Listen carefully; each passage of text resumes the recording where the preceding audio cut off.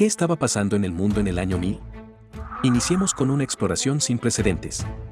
En esta fecha, un grupo de vikingos, liderados por Leif Erikson, desafiaba los límites del mapa conocido, desembarcando en América 500 años antes de que las carabelas de Cristóbal Colón aparecieran en el horizonte. Leif era hijo de Erik el Rojo, quien apenas unas décadas antes, en el año 982, había llegado a Groenlandia, fundando los primeros asentamientos nórdicos en territorio ártico. Siguiendo la estela de su padre, pero apuntando más hacia el oeste, Leif Erikson alcanzó las costas de lo que hoy es Canadá. Allí exploró y bautizó vastos territorios como Helluland y Markland, hasta fundar pequeños asentamientos en la región de Vinland, en la actual Terranova. Pero la pregunta más importante es, ¿con qué grupo se encontró? ¿Qué había realmente en América en el año 1000? Lejos de ser un continente vacío, los vikingos protagonizaron los primeros contactos con los Skraelings, los pobladores nativos del norte. Sin embargo, aquel pequeño refugio en la costa era solo la punta del iceberg. Lo que los vikingos veían como una tierra salvaje y remota, era en realidad el extremo norte de un continente donde ya prosperaban sociedades avanzadas que ellos jamás llegarían a conocer. Los europeos protagonizaron los primeros contactos en el norte con los paleoesquimales, los pobladores originales del Ártico canadiense. Más al sur, en la región de Vinland, el encuentro fue con los Beothuk, un pueblo de los bosques que defendió su hogar con tal fiereza que sus enfrentamientos quedaron registrados en las sagas nórdicas. Lo que los vikingos no sabían es que, mientras ellos merodeaban la costa, otros grupos transformaban el norte. Alrededor del año 1000, los Inuit, de la cultura Thule, iniciaban una expansión masiva desde Alaska. Eran los maestros del hielo, que perfeccionaron el trineo de perros, y nos legaron palabras como kayak e iglú. Si los vikingos hubieran seguido hacia el interior, se habrían topado con el dominio de los iroqueses, con sus inmensas casas largas, de hasta 100 metros, bajo autoridad femenina. Y de los algonquinos, que conectaban los ríos interiores mediante ligeras canoas de corteza de abedul. Siguiendo esas rutas fluviales hacia el sur, habrían descubierto el mayor hito urbano de la región, Cahokia. Esta metrópoli de la cultura del Mississippi albergaba a 20.000 personas alrededor de montículos monumentales como Monk's Mound, donde el líder teocrático, el Gran Sol, gobernaba sobre un horizonte de maíz. Lejos de allí, en los bosques del noroeste y el interior subártico, los atabascanos perfeccionaban el uso de raquetas de nieve para cazar caribúes. Su importancia es clave. En esta época iniciaban una migración épica hacia el sur que, siglos después, daría origen a los apaches y navajos. Este movimiento nos lleva a las grandes llanuras y la Gran Cuenca, territorios de distancias abrumadoras dominados por el bisonte. Con casi 1 tonelada, este animal, erróneamente conocido como búfalo, era el mamífero terrestre más grande del continente y el motor de una cultura de cazadores a pie que, sin el caballo, dependían de su resistencia física para seguirlo por el corazón de Norteamérica. Bajando un poco, en el árido suroeste, la ingeniería vencía a la sequía. Los Hohokam transformaron el desierto, con cientos de kilómetros de canales nivelados con precisión, para irrigar sus cultivos. Mientras tanto, en las mesetas del norte, la cultura pueblo levantaba Chaco Canyon, un centro de poder con edificios de piedra, de hasta 5 pisos, que funcionaban como observatorios astronómicos. Hacia el sur, la cultura mogollón alcanzó su máxima sofisticación en Paquimé, Chihuahua. Esta metrópoli de adobe, con grandes complejos de viviendas compactas y un sistema de alcantarillado avanzado, servía como el nodo comercial definitivo. Allí se intercambiaba la turquesa del desierto por las plumas de guacamayas traídas de la selva. Antes de continuar, quiero agradecer a CyberGhost VPN por patrocinar este video. Con millones de usuarios en todo el mundo y una impecable reputación en Trustpilot, es uno de los proveedores de VPN más recomendados del mercado. Proteger tu vida digital es fundamental. El modo incógnito no impide que tu proveedor de Internet, tu red Wi-Fi o incluso los sitios que visitas sigan rastreando tu actividad. Para evitarlo, solo tienes que activar CyberGhost VPN. Encripta y redirige tu tráfico a través de sus servidores seguros, impidiendo que otros vean lo que haces en línea.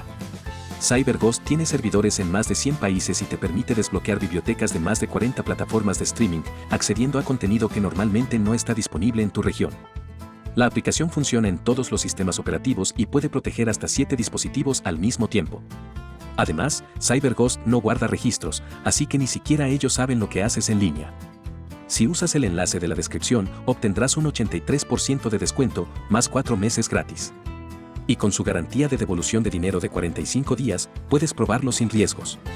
Protege tu privacidad y tu vida digital con CyberGhost. Gracias a CyberGhost VPN por apoyar este contenido. Continuemos ahora con lo que estaba ocurriendo en el año 1000 después de Cristo. Finalmente, en las costas, la vida giraba en torno al océano. Desde California hasta la península de Baja California, pueblos como los Chumash o los Cochimíes dependían mucho menos de la agricultura gracias a la abundancia del Pacífico, el cual navegaban con embarcaciones de madera selladas con asfalto. En el extremo opuesto, en Florida, los Calusa dominaban los estuarios con complejos arquitectónicos hechos de conchas y rutas marítimas que ya conectaban, ocasionalmente, el continente con el Caribe.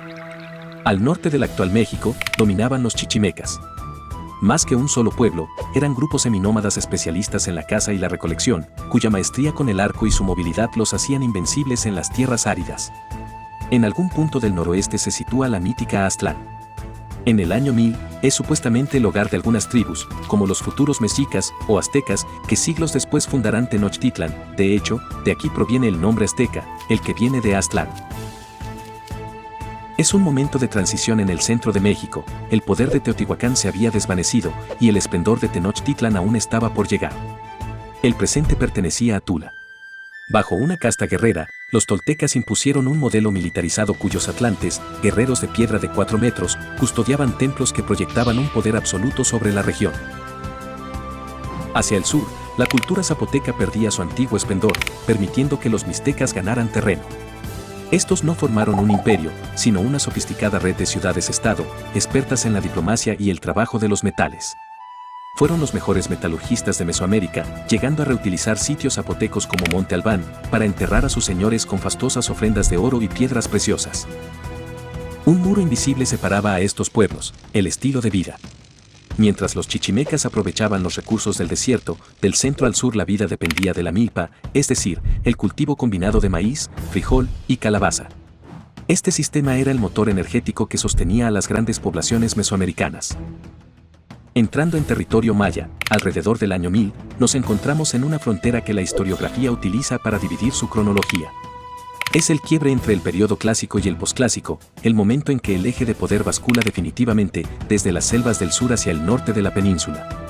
Para entender el cambio, hay que mirar lo que ya no es. Los grandes centros de las tierras bajas, como Tikal, Palenque o Copán, ya habían colapsado. El sistema de los reyes divinos se había agotado y la vegetación empezaba a reclamar las plazas, dejando solo pequeñas comunidades viviendo entre las ruinas. Sin embargo, hacia este año 1000, el norte de Yucatán vive un renacimiento. La protagonista es la Liga de Mayapán, una alianza entre Chichén Itzá, Uxmal y Mayapán. Aquí el mando ya no recae en un soberano sagrado, sino en élites guerreras y mercaderes. Sus ciudades, aunque situadas tierra adentro, miraban hacia el exterior. Los mayas se transformaron en una potencia comercial que controlaba las rutas marítimas que rodeaban la península, conectando el continente como nunca antes. Muestra de esta vigencia intelectual es el Códice Maya de México, antes conocido como Grolier.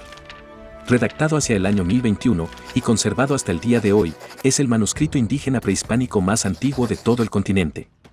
En sus páginas de papel amate se registra el complejo ciclo del planeta Venus, demostrando que la ciencia y la escritura sobrevivieron con asombrosa precisión a cualquier colapso político.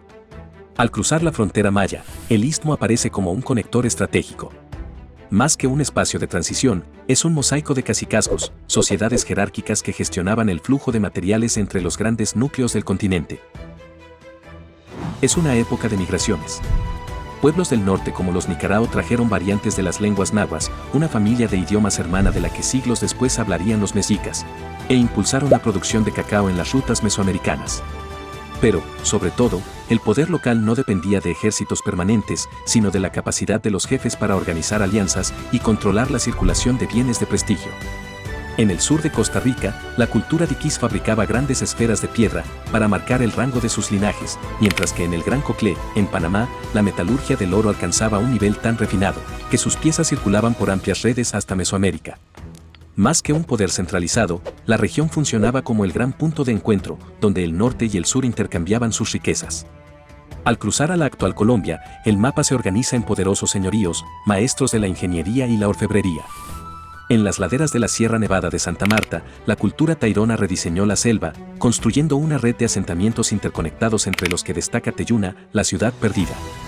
Su urbanismo era una proeza, una arquitectura de terrazas y muros de contención que, 1000 años después, sigue impidiendo que la montaña se rinda ante las lluvias tropicales.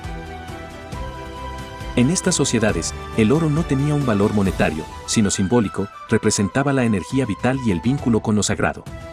En el valle del río Cauca, la cultura quimbaya mantenía viva una tradición metalúrgica legendaria, perfeccionando el uso de la tumbaga, oro y cobre, para fundir piezas mediante la técnica de la cera perdida. Sus poporos, recipientes sagrados para el ritual de la coca, eran símbolos de estatus cuya perfección técnica era el estándar de lujo en toda la región. Más al oriente, los muiscas consolidaban su poder controlando las minas de sal y esmeraldas. Es en este contexto donde toma forma el ritual de la laguna de Guatavita, origen de la leyenda de El Dorado, un acto donde el nuevo cacique se cubría de polvo de oro para legitimar su mandato.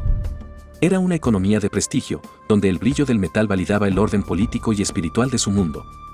En las costas de la actual Venezuela, nos encontramos con comunidades de lengua arahuaca que hacen de los ríos, como el Orinoco, su principal vía de movimiento.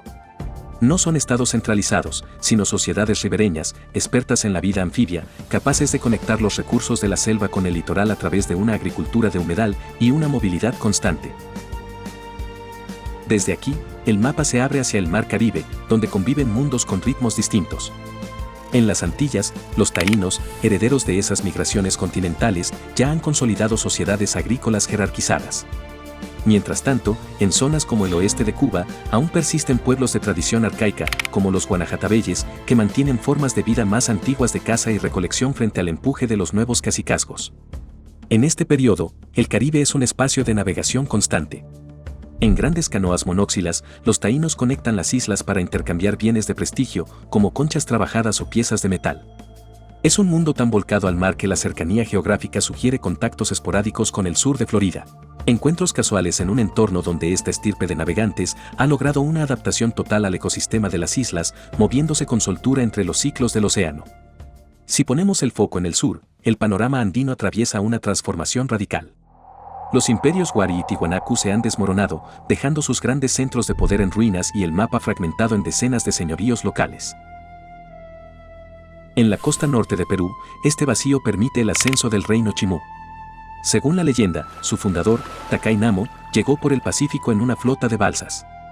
Su núcleo principal, Chan Chan, comienza a crecer gracias a una ingeniería asombrosa.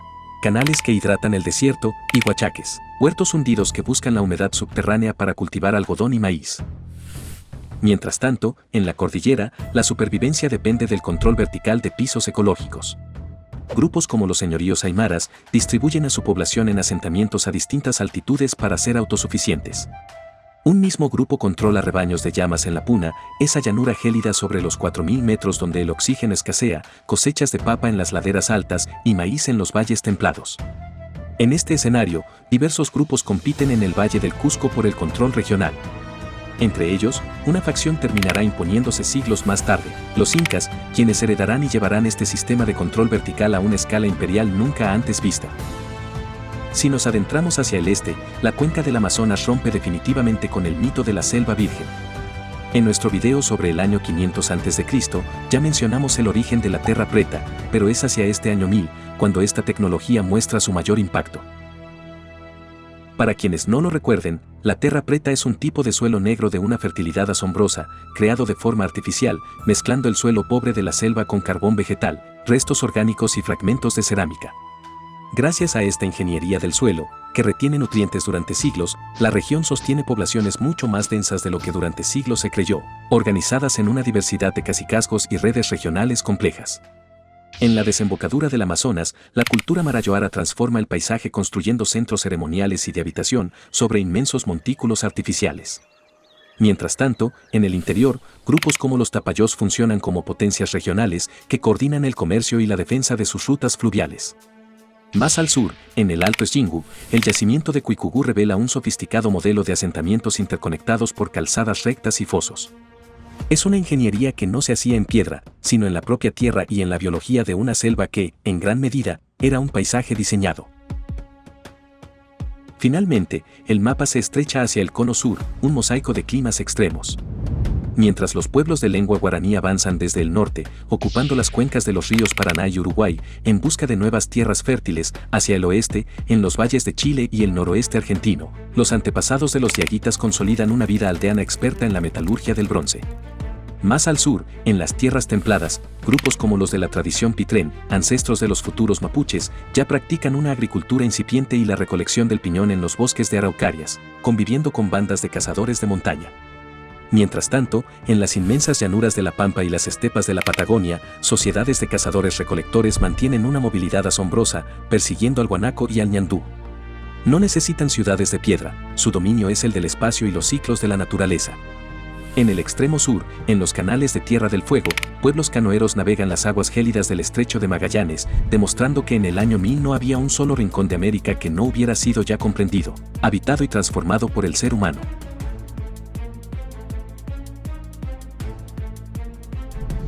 Después de este viaje por una América vibrante y compleja, cabe preguntarse, ¿quiénes eran realmente esos extranjeros que, como ya hemos comentado, desembarcaron en las costas de Vinland?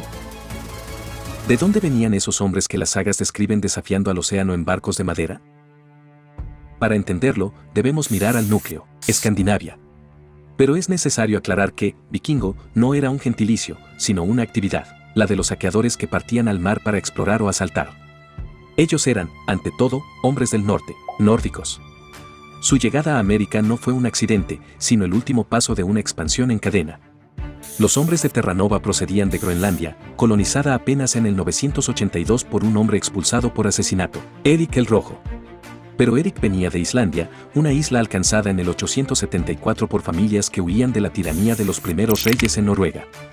Lo que vemos es una expansión imparable de un siglo por el Atlántico, impulsada por el Drakkar, la joya de la ingeniería naval que les permitió dominar tanto el mar abierto como los ríos poco profundos.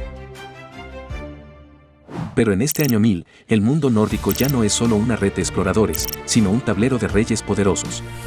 En Noruega, el rey Olaf Tryggvason lucha por imponer el cristianismo a espada y fuego contra quienes aún resisten con los antiguos dioses.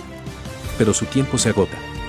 Ese mismo año, muere en la batalla de Svolder, frente a una coalición liderada por la gran potencia de la región, la Dinamarca de Sven Barba Partida, apoyada por los suecos de Olof Skotkonung. Suecia es, en este momento, el bastión que controla las rutas comerciales del Báltico y el último gran refugio de las viejas tradiciones paganas. Sven es el hombre a seguir, controla los estrechos y ya castiga las costas de los anglosajones de la futura Inglaterra, obligando al rey Etelredo el Indeciso a pagar tributos masivos, para evitar el saqueo. Pero el rastro nórdico es ya parte del paisaje en todas las islas, desde el archipiélago de las Orcadas en Escocia, que funciona como un principado independiente, hasta las ricas ciudades comerciales de Irlanda, como Dublín, fundadas por vikingos y convertidas ahora en centros neurálgicos del comercio. Sin embargo, el ADN nórdico ya ha mutado en el continente. En el norte de Francia, los descendientes del vikingo Rollo se han convertido en los normandos, un nombre que deriva de Nordman y que significa, literalmente, hombres del norte. Pero el nombre no es lo único que ha cambiado. Ya no reman, ahora cabalgan. Bajo el duque Ricardo II, estos hombres han cambiado el drakkar por el caballo y la cota de malla, convirtiéndose en la caballería más temida de la cristiandad. Mientras unos miran al oeste, otros navegaron hacia el sol naciente. Son los varegos, el nombre que recibían los vikingos, principalmente suecos, que se internaron en las llanuras orientales.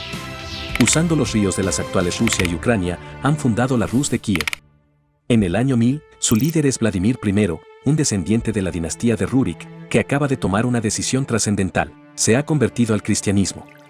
La Rus es ahora el puente de oro entre el frío Báltico y los tesoros de Bizancio, custodiados por la Guardia Varega, la élite nórdica que protege personalmente al emperador en Constantinopla. Este es el mundo del norte en el cambio de milenio, un imperio invisible que conecta el mar de Canadá con las cúpulas de Oriente. Alimentándose del comercio de pieles de los Saami, el hierro de las forjas finesas y el ámbar de las tribus bálticas. Un mundo que está a punto de dejar de ser pagano para integrarse definitivamente en la historia de Europa. Mientras el ADN nórdico se asienta en sus nuevas tierras, el eje formado por la actual Francia y las Islas Británicas atraviesa una metamorfosis radical. Para entender el año 1000, hay que comprender que el mundo de Carlomagno ha muerto. La gloriosa dinastía carolingia ha perdido definitivamente el trono en Francia hace apenas 13 años, desplazada por una nueva estirpe, los Capeto. Pero el cambio es traumático. El rey Roberto el Piadoso es el heredero de esta nueva corona, pero su autoridad real es un espejismo. En este cambio de milenio, el monarca solo es dueño efectivo de sus tierras entre París y Orleans. Un territorio minúsculo comparado con el vasto imperio de Carlomagno, que se ha roto en un mosaico de poderes regionales. Es aquí donde asistimos al nacimiento del feudalismo clásico, un sistema donde el orden ya no emana de una ley central, sino de la privatización del poder. En condados como Anjou o el inmenso ducado de Aquitania, la autoridad se ejerce mediante la coerción de los señores locales y la proliferación de fortificaciones que segmentan el territorio y someten a la población campesina. Es un mundo donde la lealtad personal y el vasallaje sustituyen a la noción de ciudadanía clásica. Volviendo brevemente a los normandos, debemos añadir un dato que terminará transformando Inglaterra para siempre. En el año 1000, bajo el duque Ricardo II, Normandía es ya el estado feudal más organizado y agresivo de Europa. Es aquí donde se está gestando la fuerza que, solo 66 años después, cruzará el canal con Guillermo el Conquistador para reclamar la corona inglesa en la batalla de Hastings, fusionando definitivamente el ímpetu nórdico con las estructuras feudales. Al norte de esa Inglaterra anglosajona de Etelredo el Indeciso, que lucha por sobrevivir a los tributos daneses, el mapa se vuelve puramente celta. Encontramos el reino de Alba, la futura Escocia, que bajo Kenneth III intenta unificar a pictos y escotos en una sola corona. Y más al oeste, en Irlanda, es el tiempo de Brian Boru, el gran rey que está unificando la isla para disputar la hegemonía vikinga. Este es el paisaje del noroeste europeo en el año 1000. Un mundo de señores y vasallos donde el poder se ha atomizado para sobrevivir a la anarquía. Pero mientras estas tierras se fragmentan en feudos y clanes, en el corazón del continente, un joven emperador sueña con resucitar, de una vez por todas, la unidad y la gloria de Roma. Ese joven es Otón III, hijo de un emperador germánico y una princesa bizantina. A sus 20 años, es un místico que vive obsesionado con un ideal: la Renovatio Imperii Romanorum, la restauración de la gloria de Roma. A diferencia de sus antepasados, Otón se ha instalado en la propia ciudad de Roma. Desde allí, en alianza con su mentor, el Papa Silvestre II, sueña con una cristiandad unificada. Pero su proyecto tiene un problema de base. El Imperio Romano ya existe, y su capital es Constantinopla. Para Otón, su renovatio es un desafío a la legitimidad de Oriente, e él cree que el verdadero imperio debe ser latino y estar unido al Papa. Pero, ¿qué es exactamente su imperio en el año 1000? Es una estructura inmensa que se sostiene sobre dos grandes ejes: el germánico, que es el corazón del poder militar, y el itálico, cuyo control era indispensable para la legitimidad imperial y la coronación en Roma. Fuera de estas fronteras, pero bajo su influencia, se encuentra el Reino de Borgoña, también conocido como el Adelato, un territorio que actúa como el puente vital hacia el sur, y que solo unos años después terminará integrándose formalmente en el imperio. Sin embargo, el verdadero dinamismo del año 1000 está en los nuevos estados, que están consolidando su lugar en el mapa europeo con fuerza propia. Polonia. Aunque se fundó como estado apenas unas décadas antes, en el 966, el cambio de milenio es su momento de consagración. En el Congreso de Gniezno, el duque Boleslao I, el Bravo, es reconocido como un aliado soberano del imperio. Es el paso gigante de quien terminará convirtiéndose, oficialmente, en el primer rey de Polonia en el año 1025. Hungría. Al sur, el proceso es fulminante. Su líder, Esteban I, recibe una corona enviada desde Roma con el beneplácito del emperador. En las Navidades del año 1000, nace el Reino de Hungría, y Esteban se convierte en su primer rey, transformando a los antiguos nómadas magiares en el nuevo baluarte defensivo del Danubio. Esta expansión, sin embargo, tiene un límite claro. Al igual que los pueblos bálticos, los Veleti y los pomeranios forman parte de la franja pagana del norte. Estos pueblos eslavos, asentados en la costa del Báltico, defienden ferozmente su independencia y sus antiguas creencias, marcando el punto exacto donde el sueño de Otón III se detiene ante la resistencia de la Europa no cristianizada. Este es el centro imperial y sus fronteras. Un bloque que intenta mantener una estructura universal, mientras nuevas naciones emergen con fuerza propia, integrándose en un orden político y religioso común. Pero este orden se fractura al llegar a Italia. En el año 1000, la península es un mosaico de sistemas políticos incompatibles. Mientras el norte y el centro se mantienen vinculados al imperio de Otón III, Venecia constituye la gran excepción. Aunque mantiene una lealtad técnica hacia el imperio bizantino, la ciudad opera ya como una potencia autónoma, inexpugnable tras su laguna y dueña de una flota comercial sin rival.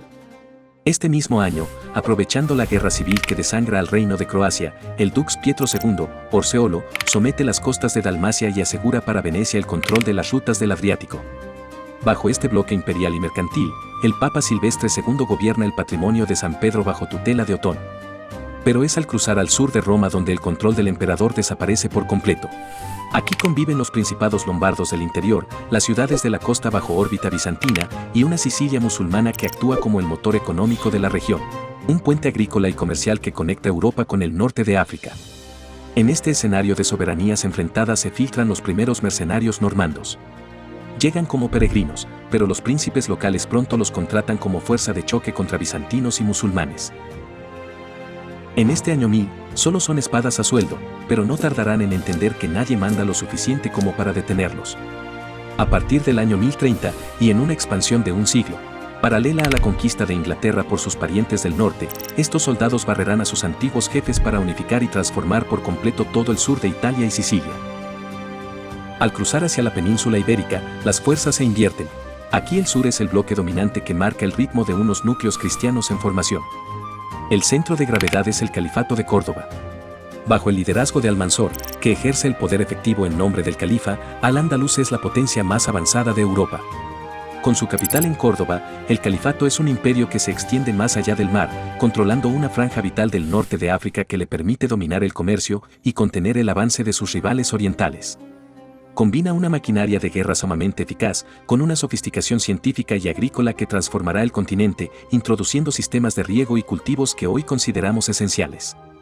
Frente a este gigante, el mapa cristiano es un mosaico complejo de soberanías. El Reino de León es el gran referente del norte. Bajo el joven Alfonso V, el reino integra también a Galicia, cuya corona suele recaer en la misma persona. Es importante notar que el actual norte de Portugal es todavía el condado portucalense, una subdivisión dentro de Galicia. El reino de Portugal como tal aún tardará más de un siglo en aparecer. El condado de Castilla, aunque vinculado a León, actúa ya con una autonomía feroz. Es una frontera militarizada que en el año 1065 dará el salto definitivo para convertirse en un reino independiente. El reino de Pamplona, lo que más tarde conoceremos como Navarra, es en este momento la potencia de los Pirineos y tiene bajo su órbita al condado de Aragón, que es entonces un pequeño territorio de montaña supeditado a los pamploneses. Los condados catalanes. Tras el saqueo de Barcelona en el 985 y la falta de ayuda del monarca Franco, estos condados han roto sus lazos de vasallaje con Francia. En el año 1000 ya caminan solos, con Barcelona liderando una soberanía de facto. Lo fascinante es que lo que ocurre aquí guarda un paralelismo exacto con el sur de Italia. Ambas penínsulas son las fronteras líquidas del año 1000.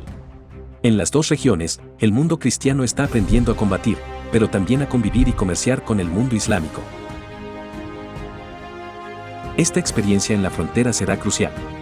La energía militar acumulada, sumada a la llegada de los normandos a Italia y el colapso inminente de Córdoba tras la muerte de Almanzor en el 1002, funcionará como un ensayo general.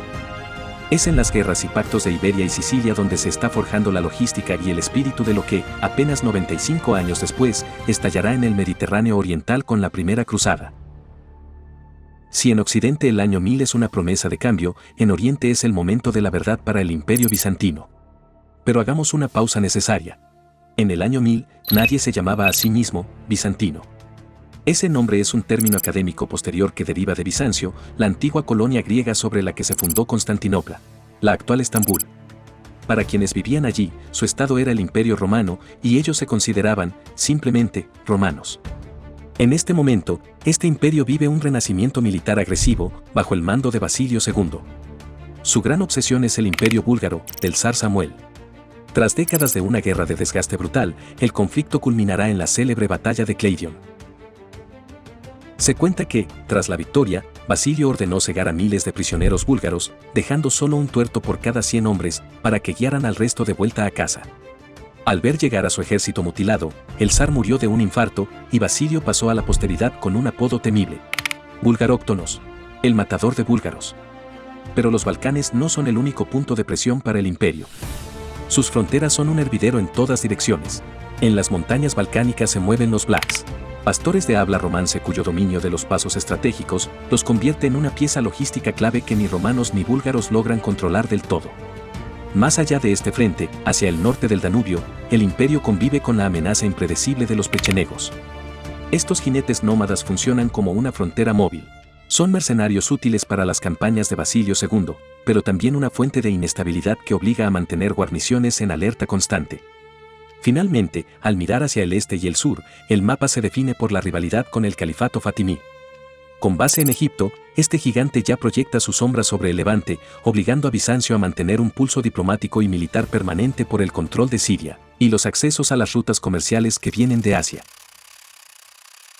Este es el mundo de Basilio II, un imperio romano de Oriente que ha recuperado su brillo militar, pero que al eliminar a sus vecinos más débiles, se está quedando peligrosamente expuesto a las grandes potencias y a las nuevas migraciones que, en pocas décadas, transformarán el Mediterráneo. Para entender el mapa político del año 1000, es indispensable analizar la estructura de las instituciones religiosas. Casi desde los inicios del cristianismo, la Iglesia había estado articulada en torno a la pentarquía. 5 sedes patriarcales que gestionaban la fe. Pero en este cambio de milenio, ese sistema está colapsando bajo el peso de la realidad geográfica. Con los antiguos patriarcados de Alejandría y Jerusalén, bajo control islámico, y Antioquía convertida en una tensa frontera militar, la cristiandad se ha polarizado en un duelo entre los dos únicos centros que conservan poder político: Roma, el bloque latino. El Papa Silvestre II lidera una estructura en expansión hacia el norte y el este, vinculada al proyecto de Otón III. Es un cristianismo que empieza a centralizar el poder y a reclamar una autoridad absoluta que choca frontalmente con la tradición oriental. Constantinopla, el bloque ortodoxo oriental. El patriarca Sergio II encabeza una iglesia integrada en el engranaje del Estado bizantino. Para ellos, la iglesia es una colegialidad de iguales, y ven las pretensiones de Roma no como un liderazgo, sino como una desviación de los cánones antiguos. Aunque el gran cisma oficial no estallará hasta el año 1054, en el año 1000 la ruptura administrativa y cultural es total. Esta desconfianza será determinante en el futuro. Cuando décadas después comiencen las cruzadas, los caballeros católicos y los soldados ortodoxos se verán mutuamente como extranjeros, antes que como aliados. Al cruzar la frontera de la cristiandad, entramos en el territorio que en el año 1000 es el verdadero centro de gravedad del planeta. Pero, al igual que el mundo cristiano, el Islam está fracturado. Para entender esta división, debemos aclarar los dos conceptos que rompen el mapa en dos. El sunismo es la rama mayoritaria. Defienden que el líder debe ser elegido por consenso entre la comunidad siguiendo la tradición o sunna. El chiismo sostiene que el liderazgo es una cuestión de sangre. Creen que el mando solo pertenece a los descendientes directos de la familia del profeta a través de su hija, Fátima, y su yerno Alí. Hacia el cambio de milenio, esta disputa se traduce en 3 sedes de poder que reclaman simultáneamente el título de califa, término que significa, literalmente, sucesor del profeta y que implica una autoridad tanto política como religiosa sobre todo el Islam. En el oeste, el Califato de Córdoba es el bastión suní de Al-Ándalus que ya hemos analizado, en su momento de mayor esplendor bajo la figura de Al-Mansur. En el centro, el Califato fatimí. Con base en Egipto, son los representantes del chiismo, de ahí su nombre, en honor a Fátima. Son una potencia naval y comercial agresiva que domina el Mediterráneo y, lo más importante, controla los grandes centros espirituales del mundo: Jerusalén, la tierra santa de los cristianos, y las ciudades santas de la Meca y Medina. Tener las llaves de los lugares sagrados de ambas religiones les otorga una legitimidad y un poder de influencia que enfurece tanto a sus rivales en Bagdad como a los emperadores en Constantinopla. En el este, el Califato Abasí de Bagdad. Aquí la situación es la más compleja.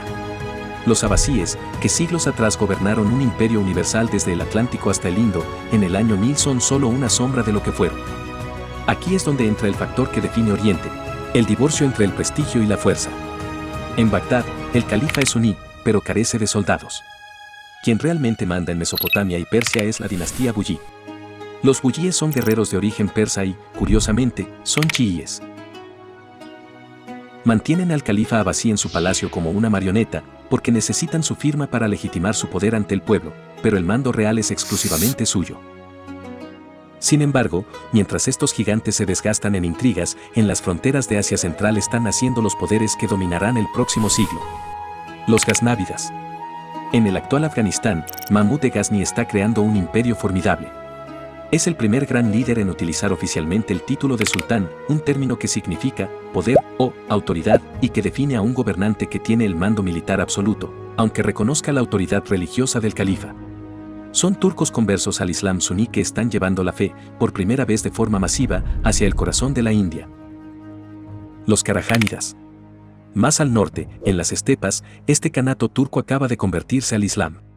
Es el primer gran estado turco musulmán de la región y marca el inicio de una migración masiva de estos pueblos hacia el oeste, un movimiento que siglos después dará lugar a la actual Turquía.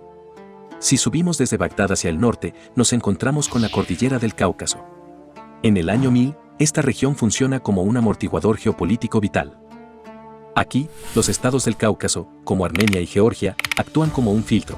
Son sociedades que, encajadas en un terreno difícil, sirven de escudo e impiden que las migraciones masivas de la estepa inunden directamente el corazón del mundo islámico. Al superar este accidente geográfico, entramos en el vasto mundo de la estepa abierta. Aquí, el orden de los imperios sedentarios desaparece para dar paso a un espacio de soberanías fluidas, dominado por la movilidad extrema de los jinetes arqueros. En este territorio conviven mundos opuestos. Los restos del Kaganato házaro, que tras siglos dominando la estepa y adoptando el judaísmo como fe oficial, ahora se desmorona en pequeños reductos, incapaz de frenar el avance de nuevos pueblos. La Bulgaria del Volga, ese sofisticado estado musulmán en plena Rusia que sobrevive gracias al lucrativo comercio de pieles, miel y productos del bosque. Y por otro, un hervidero de tribus nómadas en constante movimiento, como los pechenegos, que ya vimos presionando los Balcanes, o los oghuz y cumanos, que empiezan a bajar desde las profundidades de Asia Central. Estas tribus funcionan como un motor de presión humana. Al encontrarse con la barrera del Cáucaso al sur, gran parte de esa energía guerrera se ve obligada a desviarse hacia el este, nutriendo los ejércitos de estados más potentes como los gaznávidas y los karajánidas que mencionamos antes. Esta presión militar en las estepas acaba canalizándose hacia el sureste. El destino es el subcontinente indio, un polo de riqueza inmensa que, ante su fragmentación política, se convierte en el objetivo natural para las nuevas élites guerreras de Asia Central. Si no estamos familiarizados con esta región, el mapa de esta época podría parecernos un caos, pero para entenderlo solo necesitamos fijarnos en 4 piezas, una que se desmorona y 3 que están en su apogeo. La primera es el Imperio Pratyahara, en el norte. Durante siglos fue el gran escudo de la India, pero en el año 1000 ha perdido su cohesión interna y se ha dividido en reinos combatientes. Este vacío de poder en el noroeste es el factor clave que permitirá que las incursiones desde Asia Central se conviertan en una invasión a gran escala. Mientras el norte se desestabiliza, el resto del subcontinente mantiene un equilibrio bajo un triángulo de potencias. Al este está el Imperio Pala, que domina el comercio textil y las rutas del río Ganges. En el centro se consolidan los Chalukya, del rey Satyasraya, famosos por su arquitectura excavada en la roca, como los templos de Badami. Y en el sur emerge la dinastía Chola, del rey Rajarasya I, un imperio marítimo con una armada que conecta la India con los mercados de China. Lo que hace que este equilibrio sea tan relevante es una singularidad económica. La India es, en este momento, la gran manufacturera del planeta. Es el único lugar capaz de producir algodón y especias a una escala que abastece tanto al mundo árabe como al imperio chino. Esta capacidad de producción masiva genera un flujo constante de metales preciosos hacia el interior del subcontinente. El propio Rajarasya I está construyendo el templo de Brihadeesvara, una obra monumental de granito que sirve como una exhibición física de esa riqueza acumulada. Sin embargo, esta prosperidad no está respaldada por una defensa común. Mientras los Chola y los Chalukya centran sus recursos en sus rivalidades por el control del sur, la desintegración del Imperio Pratyahara deja las llanuras del norte sin una barrera política clara. Esta falta de coordinación en la frontera es lo que aprovecha Mahmud de Ghazni. El sultán identifica que el norte de la India es ahora una serie de reinos ricos pero aislados, convirtiéndolos en el objetivo de una serie de campañas de saqueo, que marcarán el inicio de una nueva presencia musulmana en la región. Al norte de la India, el Tíbet atraviesa en el año 1000 su propia era de la fragmentación. Lo que un par de siglos antes fue un imperio capaz de desafiar a China, ahora es un mosaico de principados independientes que funcionan como el gran mercado de caballos de guerra para las llanuras. Si seguimos subiendo hacia las estepas de la actual Mongolia, entramos en un territorio de soberanías móviles. En este cambio de milenio, grupos como los tártaros, los naimanos o los propios mongoles conviven en un estado de guerra constante. Todavía no son un imperio, pero son el germen del futuro poder nómada. Expertos en el combate a caballo, que obligan a sus vecinos a vivir en alerta permanente. En este borde entre el desierto y la civilización, surge el reino de Sixia. Su importancia es puramente estratégica. Controlan el paso principal de la ruta de la seda, funcionando como el gran peaje comercial entre los nómadas del norte y el corazón de China. Al noreste, la presión de la estepa se materializa en el Imperio Liao, fundado por los Kitán, un pueblo de pastores protomongoles. Tras conquistar el norte de China y la actual Beijing, han creado un estado híbrido. Mantienen su cultura nómada de jinetes, mientras utilizan una burocracia china para gobernar a la población sedentaria. Este modelo los convierte en el gran rival militar del gigante del sur. Toda esta energía de jinetes y mercaderes apunta hacia un mismo objetivo: el estado más tecnológico y burocrático del planeta, la China de la dinastía Song. En el año 1000, China se consolida como la maquinaria estatal más sofisticada y eficiente del mundo antiguo, un éxito que se refleja en su capital, Kaifeng. Con 450.000 habitantes, es la ciudad más poblada del mundo y el primer eslabón de una red de grandes metrópolis que definen este cambio de milenio. En un planeta habitado por 300 millones de personas, solo 3 ciudades compiten en escala con la capital china: Córdoba, en el sur de la península ibérica, con 400.000 personas; la inexpugnable Constantinopla, con 350.000 ciudadanos; y finalmente, Bagdad, que sigue albergando a 200.000 personas en Mesopotamia. Bajo el mando de Shenzong, esta densidad demográfica se traduce en una vanguardia de innovación. Es en China donde se han perfeccionado las primeras fórmulas de la pólvora, utilizada en este momento principalmente para artefactos incendiarios y señales. Además, es aquí donde se consolida el uso del papel moneda, una herramienta financiera que permite agilizar el comercio a gran escala sin depender del peso físico de los metales. Este crecimiento se apoya en una revolución agrícola silenciosa: la introducción del arroz champa. Traído desde los reinos del actual Vietnam central, esta variedad de maduración rápida y resistente a la sequía permite obtener 2 cosechas anuales en lugar de una, generando el excedente de alimento necesario para sostener a la sociedad más poblada de la historia hasta ese momento. Este esplendor influye en sus vecinos. En Corea, la dinastía Goryeo, que dará nombre al país, acaba de unificar la península tras siglos de división. Bajo el rey Mokyong, el reino intenta consolidar su cultura y su famosa cerámica celadón, pero la realidad es cruda. Son un estado frontera que vive en tensión constante, centrado en defenderse de las incursiones de los jinetes Liao. Mientras tanto, el Japón del periodo Heian es una burbuja de aislamiento. En la capital, Kioto, el emperador Ichiyo reina solo de nombre. El poder real lo ejerce el clan Fujiwara, una aristocracia que controla el imperio mediante la tinta y el matrimonio en lugar de la espada. En este entorno de refinamiento extremo, la dama Murasaki Shikibu escribe La historia de Genji, considerada la primera novela psicológica de la historia, por su retrato inédito de las intrigas y la fragilidad emocional de la corte. Es un contraste brutal. Mientras los nobles se encierran en sus palacios a componer románticos poemas sobre la naturaleza, en las provincias remotas se gesta ya un poder diferente. Allí, los clanes rurales de guerreros a caballo forman el germen de la clase samurái, la élite militar que, en apenas un par de siglos, terminará tomando el control total para gobernar Japón mediante el acero. Mientras Japón vive este refinamiento en sus palacios, el sudeste asiático se consolida como un eslabón clave en el comercio global, gracias a su posición estratégica. En las selvas del actual Camboya, el imperio Khmer destaca por su avanzada ingeniería, bajo el reinado de Yayavarman V. Han construido enormes depósitos de agua y canales que les permiten cultivar arroz varias veces al año, generando la estabilidad necesaria para que, en el siglo siguiente, se levante el complejo religioso más grande del mundo incluso hasta la fecha, Angkor Wat. Pero el continente es un mosaico de reinos en movimiento. En las montañas del sur de China, el reino de Dali controla el paso hacia el Tíbet, mientras que en el actual Vietnam, el reino de Dai Viet en el norte y los navegantes de Champa, en el centro y sur, compiten por el dominio del litoral. Al mismo tiempo, en las islas de Indonesia, el imperio de Sriwijaya, gobernado por el rey Sri Kudamani Warmadewaa, prospera gracias al estrecho de Malaca.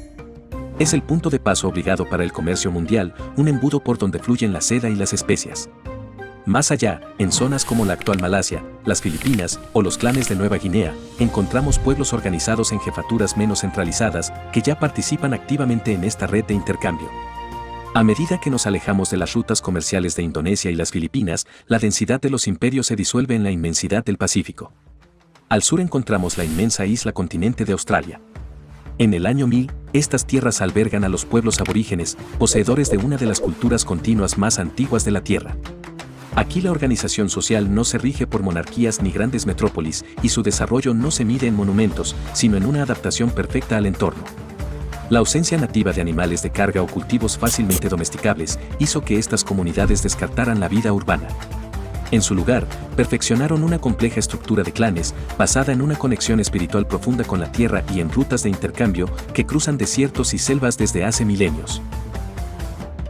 Mientras tanto, en mar abierto, el año 1000 marca el apogeo de una estructura política asombrosa, el Imperio Tui Tonga. Desde su sede en la actual Tonga, este linaje de reyes sagrados controla una red de alianzas y comercio que conecta archipiélagos separados por miles de kilómetros de agua. Es una civilización que no se define por fronteras terrestres, sino por leguas de océano. Utilizando canoas de doble casco y guiándose únicamente por las estrellas, estos navegantes ya han alcanzado Hawái y las Islas Marquesas, aunque todavía tardarán un par de siglos en llegar a los últimos confines deshabitados del planeta, como Nueva Zelanda o la Isla de Pascua. Es el último gran capítulo de la migración humana, ocurriendo en un aislamiento total del resto de Eurasia. Dejamos atrás la expansión polinesia en el Pacífico para cruzar el Índico hacia las costas de Arabia. En el año 1000, el panorama aquí es de fragmentación. Mientras el centro es un desierto de tribus nómadas, las costas ofrecen una realidad distinta. Omán ha caído bajo la influencia persa de los buyíes, funcionando como un puerto clave para su flota, mientras que en el Yemen, dinastías locales luchan por el control de las rutas estratégicas del incienso, lejos de la sombra de los grandes califas de Bagdad o El Cairo. Desde estas costas, entramos por fin en el corazón de un continente africano vibrante y diverso. En el África Occidental, el imperio de Ghana vive su apogeo controlando el oro. Este esplendor depende de un nexo vital: las caravanas de los pueblos bereberes del desierto, quienes operan como el puente humano del Sáhara transportando sal y mercancías, mediante un sistema de comercio silencioso que protege el secreto de las minas. Al mismo tiempo, en la ciudad de Gao, el rey Dia Kossoi abraza el Islam para conectar con estas mismas redes de mercaderes bereberes, sentando las bases del futuro imperio Songhai. Hacia el este, el reino de Kanem, bajo el rey Arki, se consolida junto al lago Chad, mientras en las selvas de Nigeria, la cultura de Ife produce una escultura en terracota de un realismo técnico sin igual. Si bajamos por el Nilo, hacia el actual Sudán, encontramos los prósperos reinos cristianos de Aloya y Makuria, dos baluartes de la ortodoxia cristiana que resisten con firmeza frente al avance del norte. Su sofisticación se refleja en catedrales decoradas con frescos, pero su verdadera garantía de supervivencia son los temidos cazadores de pupilas. Se ganaron este nombre porque los arqueros de estos reinos eran capaces de acertar directamente en los ojos de sus rivales con una precisión asombrosa, una destreza letal que les permitió mantener su independencia durante siglos. Más al sur, la dinastía Sagwe, en Etiopía, preserva una fe cristiana aislada por las montañas, mientras en la costa oriental, las ciudades-estado Swahili, como Mogadiscio o Kilba, deslumbran con su arquitectura de coral blanco. Estos puertos son el nexo con Asia. Aquí, el marfil y el oro africano se intercambian por seda y porcelana en ciudades de piedra que brillan frente al Índico, en un mundo tan conectado que incluso en Madagascar se funden raíces africanas, con navegantes llegados de Indonesia. Pero el corazón y el sur del continente laten con un ritmo distinto. En el año 1000, los pueblos de lengua bantú ya se han asentado por casi toda la mitad sur de África. Su vida gira en torno a comunidades de agricultores y pastores que dominan la metalurgia del hierro, forjando herramientas para cultivar el ñame o el mijo y armas para defender su ganado. Mientras tanto, en las zonas más áridas del extremo sur, los pueblos khoisan mantienen una armonía milenaria con la tierra a través de la caza y la recolección. Sin reyes ni ejércitos, su existencia nos recuerda que no toda victoria histórica se escribe con imperios, sino con la permanencia.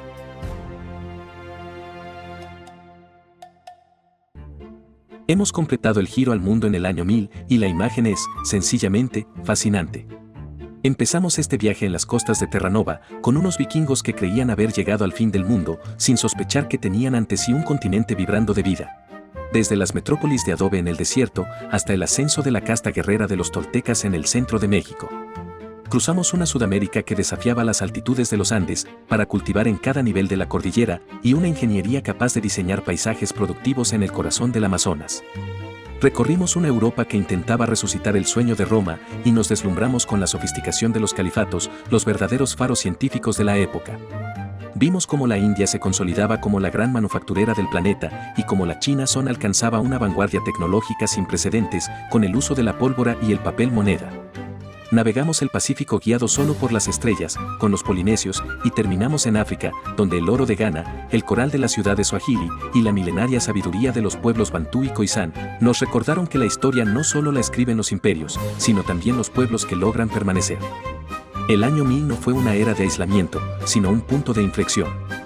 Un planeta de centros de gravedad en movimiento, donde las redes comerciales, las migraciones y las estructuras religiosas empezaron a dibujar los contornos de nuestra identidad actual. Al cerrar este mapa, queda claro que la historia no es una línea recta, sino una red de conexiones a escalas inmensas.